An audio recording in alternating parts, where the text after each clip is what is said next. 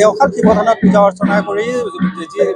জোনবিল মেলা যোৱাকালিৰ পৰা আৰম্ভ হৈছে আৰু আজি দ্বিতীয় দিন আৰু দ্বিতীয় দিনৰ প্ৰথম যি কাৰ্যসূচী আছিলে বিনিময় প্ৰথা আৰু তাৰপিছতে কুকুৰা যুঁজ আৰু তাৰপিছতে সমূহীয়া মৎস্য চিকাৰ ইতিমধ্যে শেষ হৈছে আৰু তাৰপিছতে দেখা গৈছে যে জোনবিলৰ বাকৰিত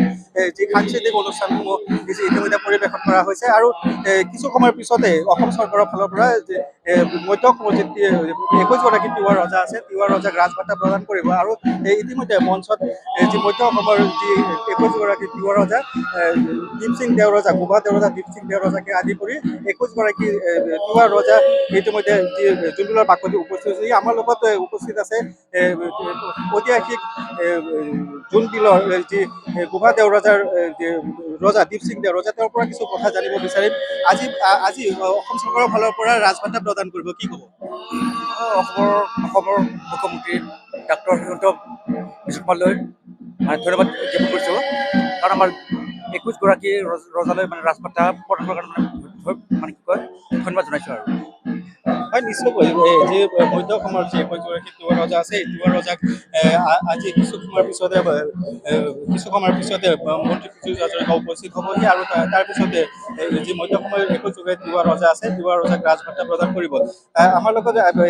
ৰজা আছে তেওঁৰ পৰা কিছু কথা জানিব কি ক'ব আজি অসম চৰকাৰৰ ফালৰ পৰা ৰাজভাতা প্ৰদান কৰিব আমি ইতিমধ্যে মধ্য অসমৰ ৰজা আৰু গোভা ৰজাৰ সাক্ষাতে 21গৰাকী ৰাজভাতা পাবলৈ বিচাৰিছোঁ অভাৱ অভিযোগৰ কাৰণে আৰু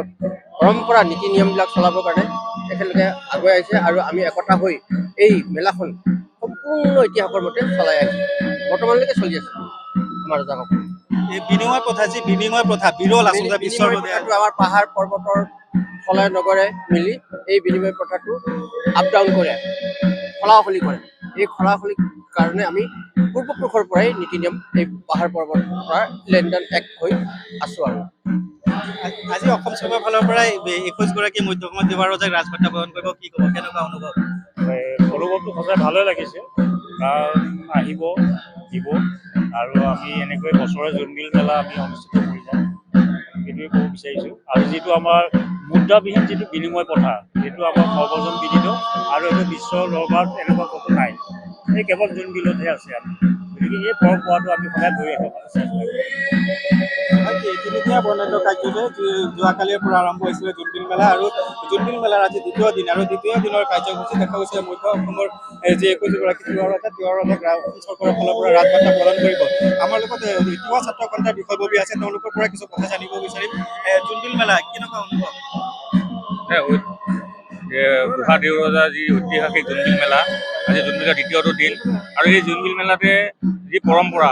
এইটো মানে কোনো বিশ্বৰ ভিতৰতে বিৰল যি বিনিময় প্ৰথা এই বিনিময় প্ৰথা ইয়াতে হয় আজি ৰাতিপুৱা বিনিময় প্ৰথা হৈ গৈছে আৰু এইটো ঐতিহ্যমণ্ডিত আৰু এই ঐতিহ্যমণ্ডিত যি জোনবিলস্থলী এই জোনবিলস্থলীৰ পৰা মই আজি আহ্বান জনাব বিচাৰিম মাননীয় অসমৰ মাননীয় মুখ্যমন্ত্ৰী মহোদয়ক যাতে ইয়াতে স্থায়ীভাৱে তেখেতসকলে মানে ৰভাঘৰ নিৰ্মাণ কৰি ইয়াত 100 বিঘা মাটি তেখেতক সংৰক্ষণ কৰি দি জোনবিল মেলা যাতে আৰু ঐতিহ্য মাজত মানে বিশ্ব দৰবাৰ কঢ়িয়াই নিবৰ কাৰণে সক্ষমতাৰ প্ৰতি মই আহ্বান জনাম নিশ্চয়কৈ আমাৰ লগত আন এগৰাকী আছে মৰিগাঁও সমষ্টিৰ বিধায়ক ৰমাকান্ত দেউৰী আছে তেওঁৰ পৰা কিছু কথা জানিব বিচাৰিম তিনিদিনীয়া বৰ্ণাঢ্য কাৰ্যসূচী জোনবিল মেলা আজি দ্বিতীয় দিন কি ক'ব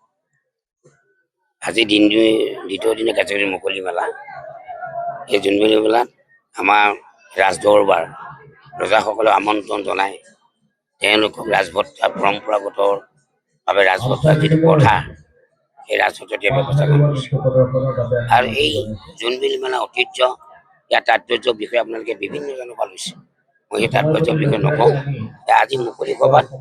ৰজাৰ সকলৰ যি ৰাজভত্তা মাননীয় মুখ্যমন্ত্ৰী মহোদয়ে প্ৰদান কৰিব লাগিছিল কিন্তু বিশেষ অসুবিধা তেখেতে বিদেশত যাবলৈ হোৱাৰ কাৰণে আৰু দায়িত্ব অৰ্পণ কৰিছে স্থানীয় বিধায়ক আৰু মন্ত্ৰী পীযুষ হাজৰিকাই দায়িত্ব অৰ্পণ কৰিছিল আৰু মোকো বিধায়ক হিচাপে তেখেতে পৰিচালনা কৰিবৰ কাৰণে দায়িত্ব অৰ্পণ কৰিছিল কিন্তু দুৰ্ভাগ্যবশতঃ তেখেতে আহিব নোৱাৰা কাৰণে আমি দুখিত আজি জোনবিল মেলাই চাৰিওচাৰিতে আজি সকলো আলোড়ন সৃষ্টি কৰিছে হয় নিশ্চয়কৈ যিহেতু আজি দ্বিতীয় দিন জোনবিলৰ দ্বিতীয় দিন আৰু দ্বিতীয় দিনৰ যি প্ৰথম কাৰ্যসূচী যি বিনিময় প্ৰথা পাহাৰ ভৈয়ামৰ যি মিলন ক্ষেত্ৰ পৰিণত হৈছিলে জোনবিলৰ পাৰ আৰু পুৱাৰ ভাগতে যি বিনিময় প্ৰথা এই বিনিময় প্ৰথা ইতিমধ্যে শেষ হৈছে আৰু তাৰপিছতে কুকুৰা যুঁজ আৰু তাৰপিছতে সমূহীয়া মৎস্য চিকাৰ জোনবিলত যে সমূহীয়া মৎস্য চিকাৰ হৈছে আৰু তাৰপিছতে আৰু কিছু সময়ৰ পিছতে অসম চৰকাৰৰ মন্ত্ৰী পীযুষ হাজৰিকাই এই জোনবিলৰ বাকৰিত উপস্থিত হ'ব আৰু মধ্য অসমৰ যি তিৱা ৰজা আছে 21গৰাকী তিৱা ৰজা আছে এই তিৱা ৰজাক ৰাজভত্তা প্ৰদান কৰিব।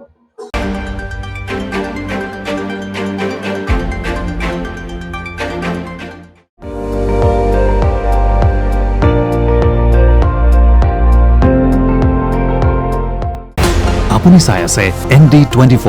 সৰ্বশ্ৰেষ্ঠ নহয় সৰ্বোত্তমৰ দৌৰ।